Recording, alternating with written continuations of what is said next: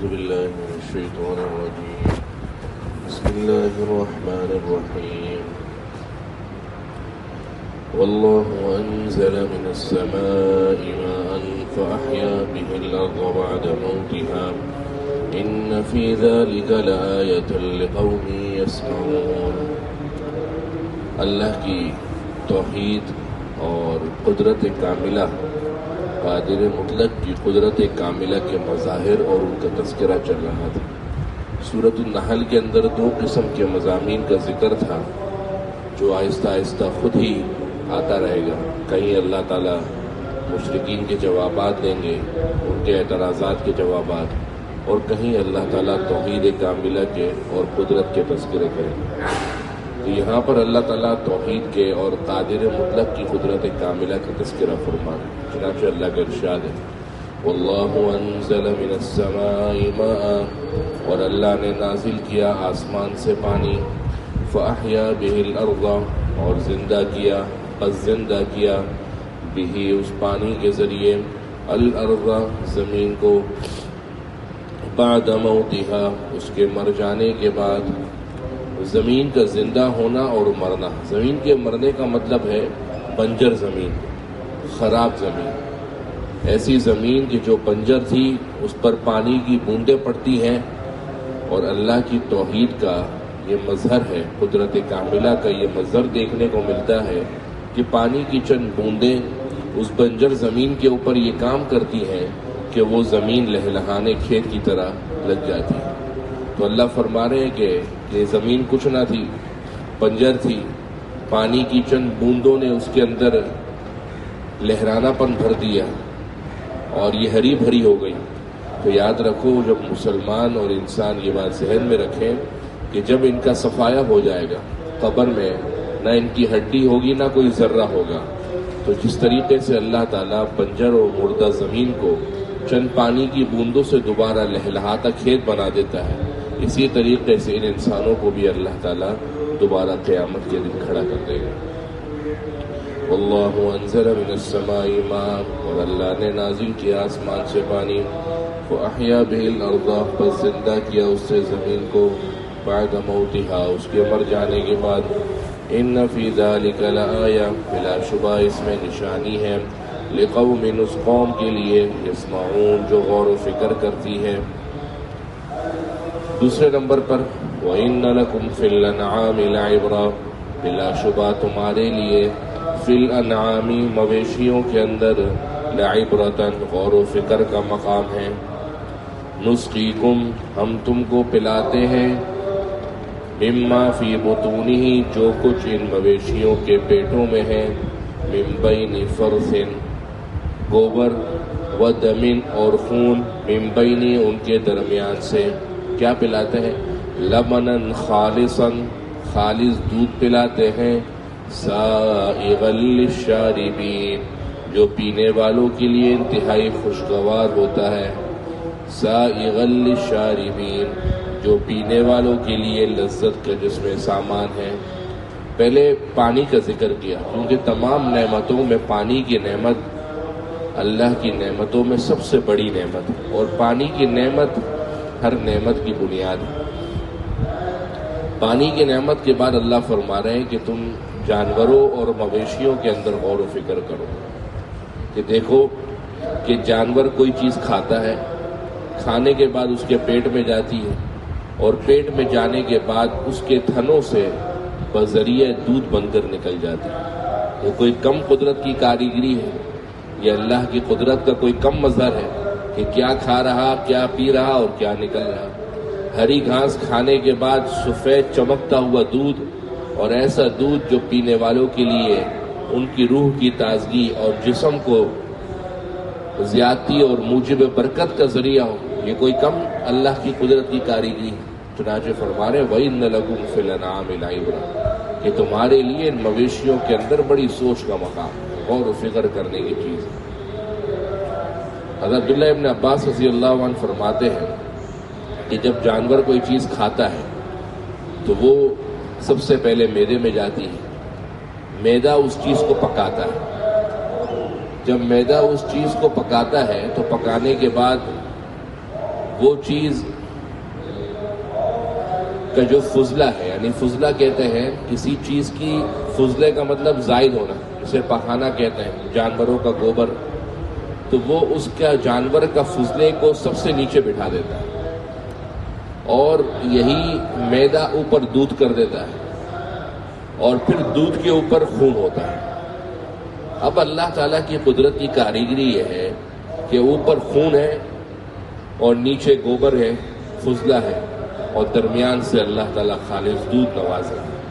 اور ایسا دودھ یہ نہیں کہ پینے والے کو، دیکھنے والے کو پینے کا دل نہ ہو، اس کو پتہ ہے کہ یہ گوبر اور خون کے درمیان کی ایک آمیزش ہے جس سے وہ نکل رہا ہے، لیکن نہ اس کا کوئی چھینٹا دودھ میں دکھتا ہے اور نہ ہی اس کا کوئی اثر یا بو اس دودھ کے اندر دکھتی ہے۔ تو وَإِنَّ لَكُمْ فِي الْأَنْعَامِ لَعِبْرَةً، تمہارے لیے اس کے اندر بڑا سوچنے کا مقام ہے۔ اور صرف یہی نہیں، اب 3 چیزیں جمع ہو گئی، خون، دودھ اور فضلہ۔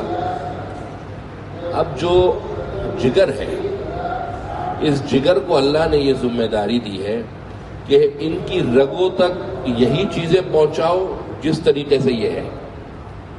خون کی رگ کے اندر دودھ نہیں ہوگا، یہ جگر کا کام ہے، اور دودھ کی رگوں کے اندر کبھی خون نہیں آئے گا، یہ جگر کا کام ہے، اور گوبر کے مقام کے اندر نہ دودھ کی کوئی آمیزش دکھے گی اور نہ خون کا کوئی منظر دکھے گا۔ یہ سارا کام اللہ نے جگر کے سپرد کیا ہے کہ وہ ان 3 رگوں کو مینٹین کرے، گویا یہ جگر کا کام مینٹیننس کا ہے۔ شیخ الاسلام مفتی تقی عثمانی صاحب قدس اللہ سرہ دامت برکاتہم العالیہ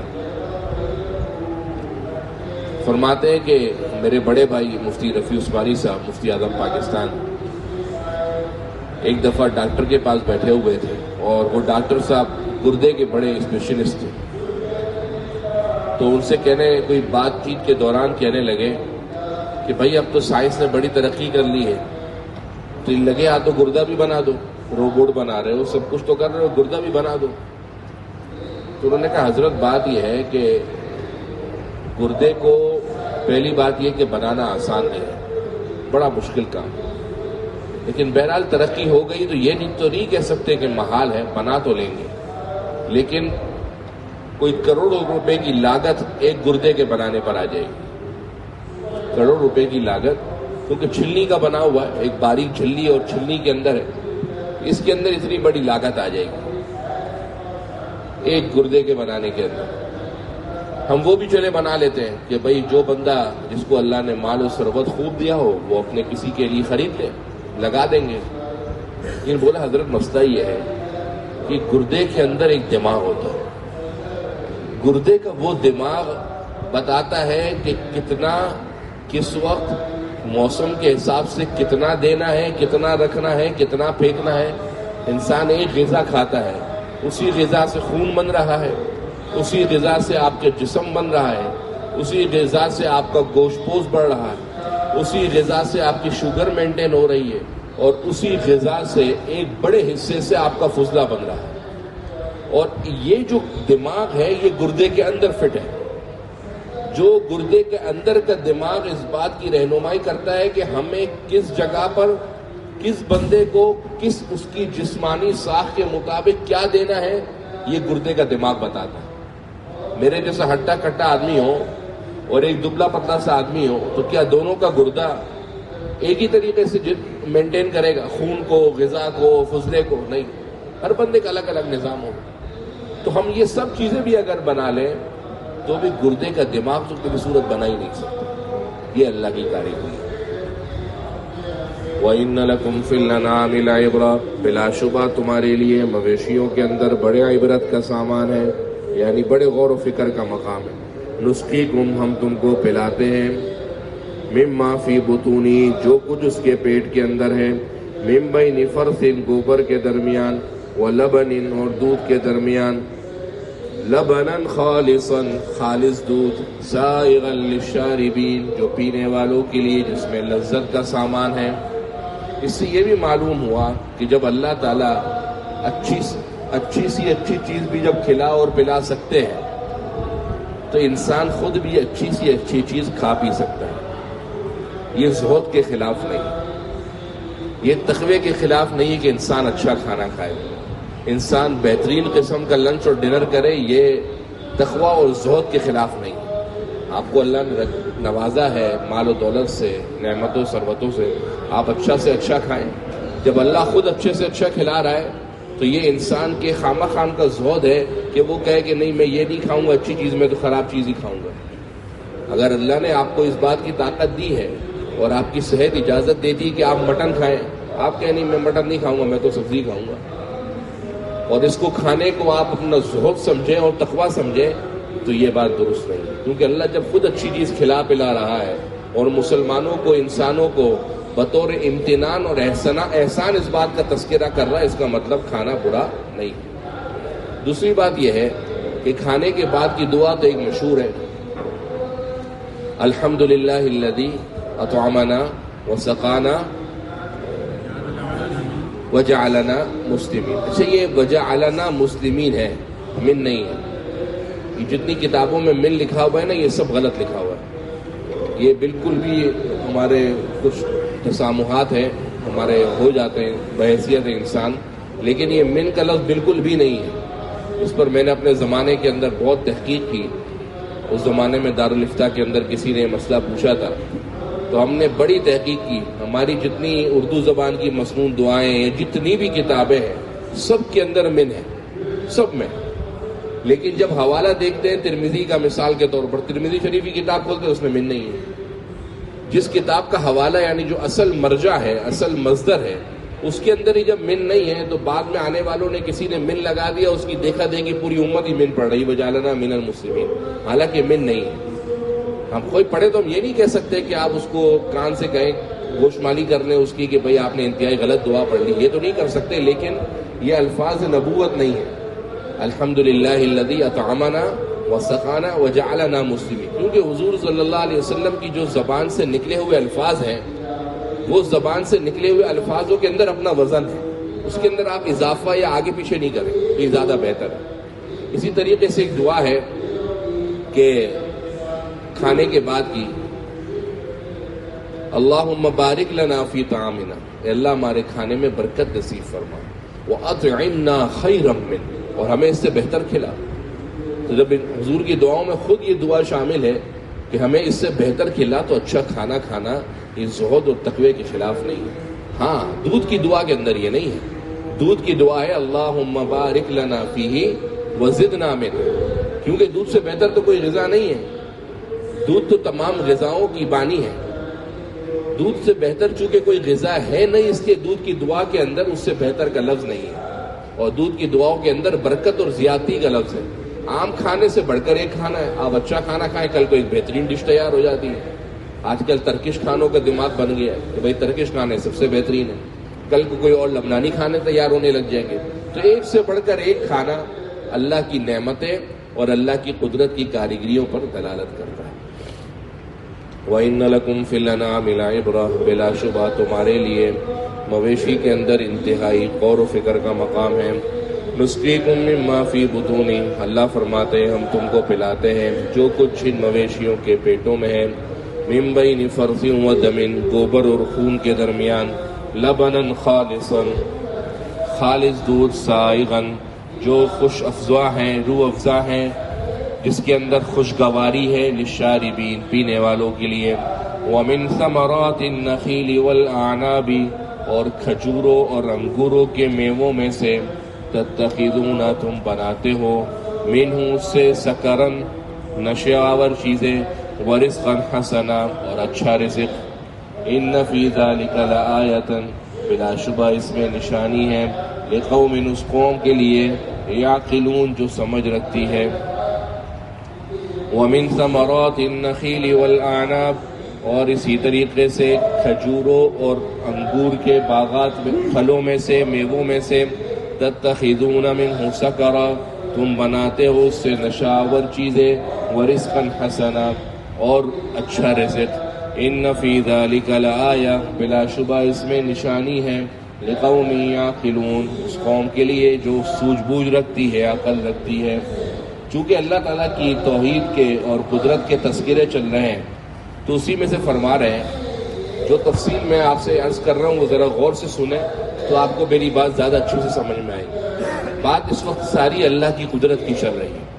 قدرت کی باتوں کے درمیان اللہ فرما رہے ہیں کہ کھجور اور انگور کے میوے اس میں سے تم بناتے ہو.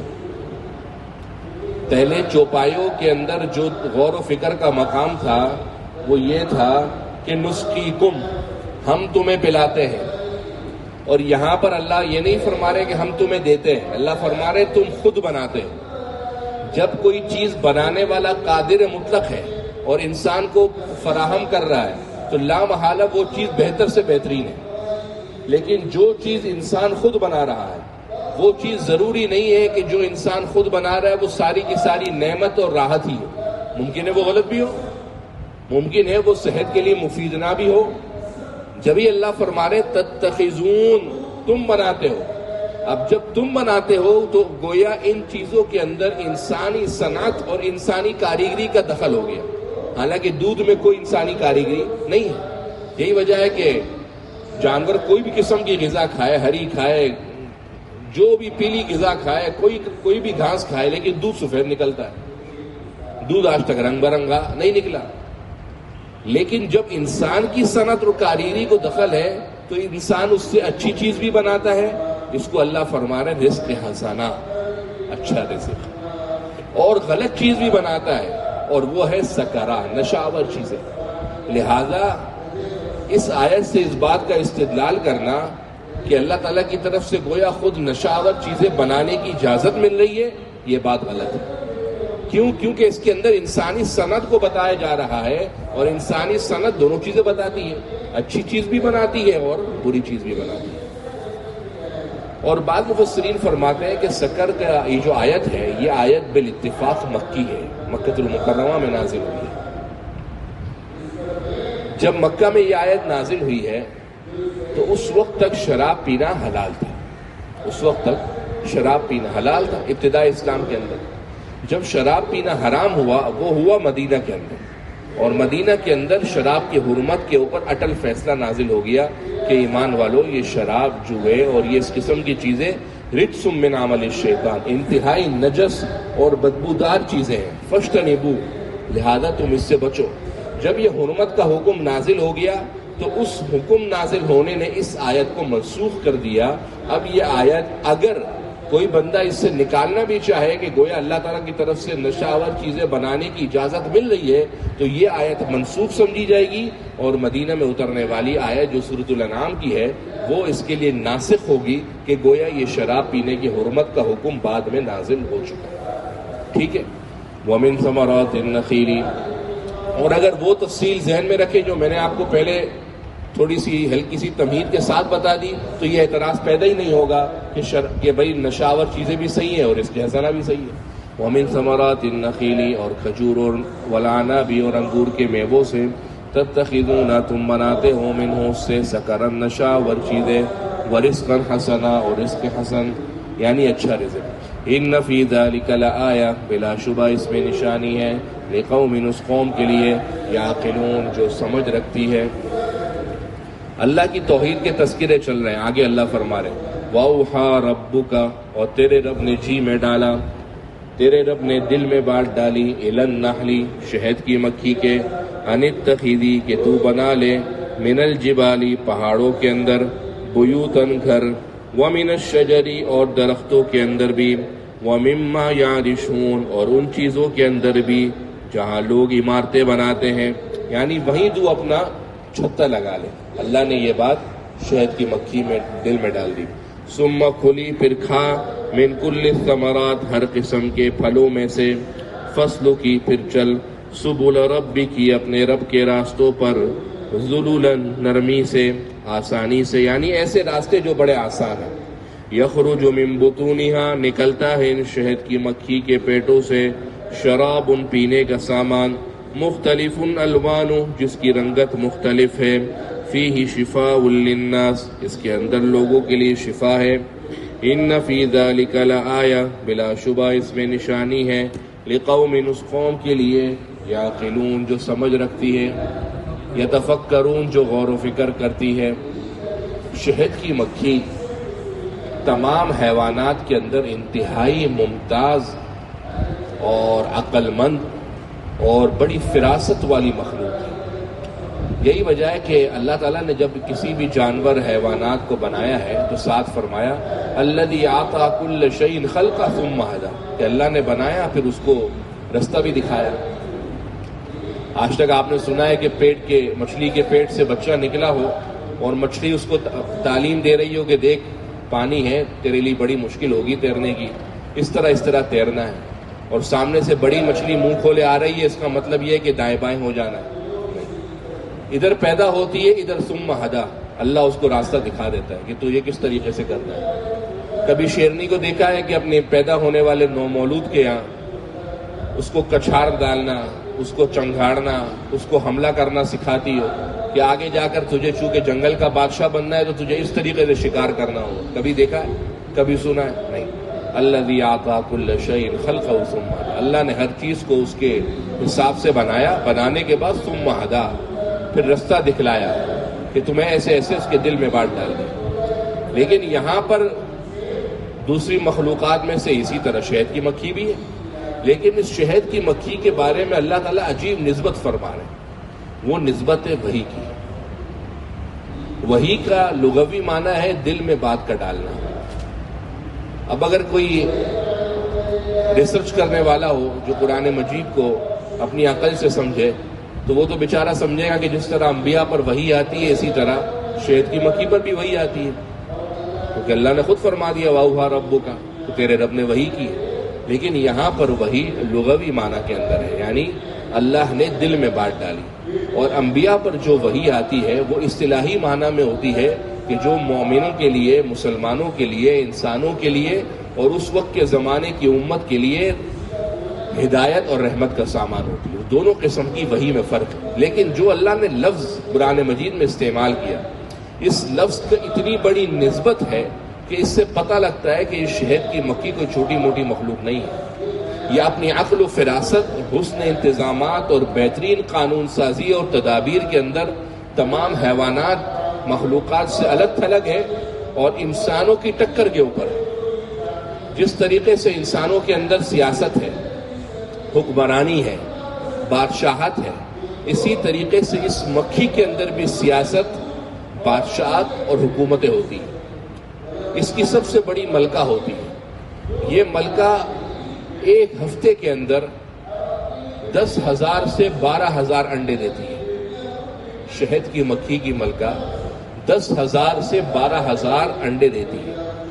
پھر اس شہد کی مکھیوں میں وزراء ہوتے ہیں، فلانی مکھی وزیر ہے، یہ مکھی دربان ہے، یہ مکھی معمار ہے جو چھتے بنانے کے کام کرے گی، یہ مکھی انجینئر میں ہے، اور ایک مکھی، کچھ مکھیاں 4:30 بجے والی بھی ہوتی ہیں۔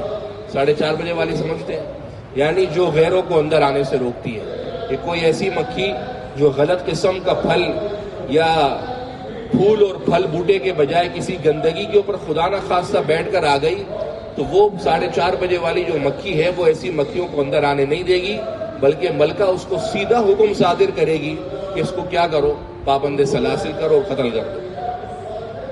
تو گویا یہ مکھی اپنے تمام حسن انتظامات میں انسانوں کی ٹکر کے اوپر ہے، اور یہی وجہ ہے کہ اتنی بڑی نسبت اللہ نے اس مکھی کی طرف کری کہ وَأَوْحَىٰ رَبُّكَ، ہے تو لفظی معنی اس کا یہ کہ تیرے رب نے ان کے جی میں بات ڈالی، ان کے دل میں، لیکن لفظ وحی کا اتنا بڑا لفظ یہ ان حیوانات میں سے شہد کی مکھی کو عقل و فراست کے اندر تمام حیوانات سے ممتاز اور الگ تھلگ کرنے کے لیے کافی ہے۔ پھر ان مکھیوں کے اندر جو معمار ہیں یہ خصوصیت کے ساتھ اپنے کام کے لوگ ہیں، یہ اپنے میدان کے معاملات کے اندر فٹ ہیں، یہ چھتا بنانے کے اندر کسی غیر مکھی کو اندر نہیں آنے دیتے، کیونکہ چھتا آپ نے دیکھا ہوگا ان کا مسدس ہوتا ہے، 6 کونے ہوتا ہے، 4 کونے 5 کونے والا ان کا چھتا نہیں ہوتا، کیونکہ اگر 4-5 کونوں کے اندر بعض اوقات کونے ضائع ہو جاتے ہیں۔ ان کا چھتا 6 کونے کا ہوتا ہے، اور ایک چھتے کے اندر 30,000 کے قریب خانے ہوتے ہیں جو یہ بنتی ہے شہد کی مکھیاں۔ یہ اتنی بڑی اللہ کی کاریگری اور اللہ کی قدرت پر دلالت کرتی ہے۔ پھر آگے اللہ فرما رہے کہ ہم نے اس کے دل میں یہ بات ڈالی کہ پہاڑوں کے اندر گھر بنائے. چھتا، لفظ چھتا بھی بول سکتے تھے، لیکن بیت یہ وہ گھر ہے جو انسان اپنے لیے بناتا ہے، یعنی انتہائی مضبوط، غیروں کی آمد و رفت سے پاک. یہی وجہ ہے کہ ایک حکیم ہے ارسطاطالیس، پرانا حکیم گزرا ہے جس نے بعد میں خودکشی کر کے مر گیا تھا، نبوت کے دور سے پہلے کی بات ہے. اس نے شہد کی مکھی کے کارنامہ دیکھنے کے لیے اپنے گھر کے اندر ایک شیشے کی عمارت بنائی اور مختلف شہد کی مکھیوں کو جمع کیا، بڑی شہد کی مکھیوں کو، اور اس کو اس شیشے کی عمارت کے اندر ڈال دیا کہ میں دیکھوں کہ چھتا بناتی کیسے ہے، پتہ لگے چھتا کیسے بنتا ہے. تو ان شہد کی مکھیوں نے اندر جانے کے بعد سب سے پہلے چھتا بنانے کے لیے اس شیشے کی جو عمارت تھی اس کو موم کر دیا، اور موم کرنے کے بعد ایک گویا کہ ٹرانسپیرنٹ پردہ لگ گیا. موم کرنے کا مطلب جس طرح یہ جو یہ لگا ہوا ہے نا ٹرانسپیرنٹ ٹائپ، اس قسم کا موم کرنے کے بعد شیشے کی عمارت میں پردہ بن گیا. اس کے بعد انہوں نے اس کے اندر اپنا کام کیا. گویا یہ شہد کی مکھی اپنے غیر کو اپنے کسی معاملے کے اندر آنے اور جانے کے دینے کے لیے قائل نہیں. یہی وجہ ہے کہ ان کے گھر کے لیے اللہ نے عام گھر نہیں بولا، گھونسلہ نہیں بولا. ہم تو چھتا بولتے ہیں، لیکن قرآن نے لفظ بیت کا اطلاق کیا جو انسان اپنے بہترین قسم کے انجینئر اور معمار بلا کر گھر بناتا ہے، آرکیٹیکٹ کو دکھاتا ہے، ڈیزائنر کو بلاتا ہے، اسی طریقے سے یہ بھی اتنا مضبوط گھر بناتا ہے. پھر فرمایا کہ یہ اپنا گھر زمین پر نہیں بناتی، پنکھوں پر، دیواروں پر نہیں بناتی. اس کو حکم اس کو یہ ہے کہ پہاڑوں پر بناؤ، چوٹیوں کے اوپر، درختوں کی اونچائیوں پر بناؤ. وَمِمَّا يَعْرِشُونَ، اور جو یہ انسان عمارتیں بناتے ہیں ان کی بلندیوں کے اوپر بناؤ، کیونکہ جتنی بلند ہوگی نیچے کی ہر قسم کی گندی آب و ہوا اور رذیل اور خبیث قسم کی آمد و رفت والی ہواؤں سے پاک ہوگی. اس لیے اس کو حکم دیا گیا کہ اوپر کی طرف بناؤ. پھر آگے اس کو حکم دیا کہ ہر قسم کے پھل میں سے کھاؤ. ہر قسم کے پھل سے مراد یہ ہے کہ اس مکھی کو کے اندر جو دماغ ہے وہ فٹ ہے، اس کو پتہ ہے کہ اس پھل سے، اس پھول سے مجھے اتنا پیمانہ لینا ہے اور وہ کھانا ہے. یہ ہر قسم کے پھل سے تھوڑا تھوڑا تھوڑا لیتی ہے. اور یہی وجہ ہے کہ چونکہ یہ تھوڑا تھوڑا ہر قسم کے پھل سے لیتی ہے تو کوئی شہد کچھ رنگ کا ہوتا ہے، کوئی شہد کچھ رنگ کا نکلتا ہے اور کوئی شہد کچھ رنگ کا نکلتا ہے. موسم کے حساب سے، آب و ہوا کے حساب سے، پھل پھول اور بوٹوں کے حساب سے شہد الگ الگ قسم کی رنگت کا نکلتا ہے. بڑی بیری کا ہے، بڑی مکھی کا ہے، چھوٹی مکھی کا ہے، فلانے کا ہے، ادھر کا ہے. تو اس کو حکم ہے ہر قسم کے پھلوں میں سے کھاؤ. اور چونکہ یہ اپنے چھتے اور گھر سے نکلنے کے بعد، یہ اپنے گھر کے اور چھتے سے نکلنے کے بعد یہ میلوں دور چلی جاتی ہے پھلوں کے دیکھ بھال کے لیے کہ مجھے کہاں سے کوئی اچھا پھل مل جائے. ہونا تو یہ چاہیے تھا کہ ہمارے پاس دنیا کے اندر راستے بنے ہوئے ہیں تو انسان جاتا ہے واپسی آ جاتا ہے کہ بھئی ایسے ایسے نکلتا ہے. انسانی فضا میں تو راستے نہیں ہیں. ہونا تو یہ چاہیے تھا کہ راستہ بھٹک جاتی، لیکن اللہ فرماتے ہیں فَاسْلُكِي سُبُلَ رَبِّكِ ذُلُلًا، کہ فَاسْلُكِي سُبُلَ رَبِّكِ ذُلُلًا، اپنے رب کے راستوں پر انتہائی آسانی سے چلو. اور ہونا یہ چاہیے کہ جب چلی جائے تو واپسی آنا آسان نہ ہو. تو اللہ نے اس کی نسبت اپنی طرف کری کہ چونکہ یہ راستے رب کے بنے ہوئے ہیں تو ان کے اندر آسانی سے لوٹ کر آنا آسان ہے. یعنی شہد کی مکھیاں واپس لوٹ کر اتنا دور جانے کے بعد ان پھلوں سے، پھولوں سے لوٹ کر واپس اپنے گھر اور چھتے کے اندر انتہائی آسانی سے آ جاتی ہیں. اب جب واپس آتی ہیں تو اللہ فرما رہے ہیں کہ ان کے پیٹوں سے شراب مختلف، ایسا مشروب نکلتا ہے مختلف الوان، کہ اس کی رنگت مختلف ہے. فیہ شفاء للناس، اس کے اندر لوگوں کے لیے شفا ہے. وَأَوْحَىٰ رَبُّكَ إِلَى النَّحْلِ، اور تیرے رب نے جی میں ڈالا شہد کی مکھی کے حدیث شریف میں کہ آپ صلی اللہ علیہ وسلم نے شہد کی مکھی کو مارنے سے منع فرمایا، لہذا اگر شہد کی مکھی جب تک آپ کو ایذا نہ دے اس وقت تک آپ اس کو نہ ماریں. ہاں اگر وہ ایذا دے اور ڈنگ مارنے کے لیے بیٹھ جائے تو ایک الگ بات ہے. وَأَوْحَىٰ رَبُّكَ إِلَى النَّحْلِ، اور تیرے رب نے دل میں ڈالا شہد کی مکھی کے. یہی وجہ ہے کہ آپ صلی اللہ علیہ وسلم نے فرمایا کہ شہد کی ساری مکھیاں وہ جہنم والوں کے عذاب، انسانی جتنی مکھیاں ہیں وہ ساری کی ساری اہل جہنم کے عذاب دینے کے لیے. جتنی مکھیاں ہیں ایذا رسانی والی وہ اہل جہنم کو عذاب دینے کے لیے. آگے فرمایا الا النحل، سوائے شہد کی مکھی کے، کہ اس کا شمار ان مکھیوں کے اندر نہیں ہوتا. اور اللہ کی قدرت کا ایک اور عجیب کارنامہ یہ ہے کہ یہ شہد کی مکھی اگر آپ کے ہاتھ کے اوپر بیٹھ جائے تو یہ زہریلی مکھی ہے، یہ ڈنگ مار دیتی ہے. اور اس کے اندر سے جو تریاق نکل رہا ہے وہ فی شفاء للناس. یہ سب سے بڑی قدرت ہے کہ آپ کے ہاتھ پر بیٹھ جائے، آپ کے گھر میں داخل ہو جائے تو آپ اپنی کھڑکی اور پردے کھول کر اس کو باہر نکالنے ہی کرتے ہیں کہ یار بچوں کو تنگ نہ کریں، کیونکہ اس کے منہ کے اندر زہر ہے. لیکن اس کے اندر سے تریاق ایسا نکل رہا ہے کہ اس میں لوگوں کے لیے شفا ہے. سائنسدانوں نے اس پر بڑی تحقیق کری ہے کہ یہ جو شہد نکلتا ہے شہد کی مکھی کے، یہ کہاں سے نکلتا ہے؟ منہ سے نکلتا ہے یا نیچے کے مقام سے نکلتا ہے؟ کیونکہ منہ سے نکلتا ہے تو وہ دوا کہلاتا ہے، اور اگر نیچے سے نکلتا ہے تو وہ فضلہ لگتا ہے. شفا تو اس کے اندر ہے لیکن نکلتا کدھر سے ہے؟ تو آج تک حکماء اور طبیب اس بات پر متفق نہیں ہو سکے. ارسطالیس کا کہنا تھا کہ بھائی یہ نیچے سے نکلتا ہے، بعد کے سائنسدانوں نے کہا بھائی منہ سے نکلتا ہے. اور فی زمانہ کے سائنسدان اس بات پر اختلاف رکھتے ہیں. کوئی کہتا ہے کہ شہد کی مکھی کا جو یہ شراب ہے یعنی شہد ہے منہ سے نکلتا ہے، کوئی کہتا ہے فضلے کی جگہ سے نکلتا ہے. جہاں سے بھی نکلتا ہو، قرآن نے بتایا فی شفاء للناس، اس میں لوگوں کے لیے شفا ہے.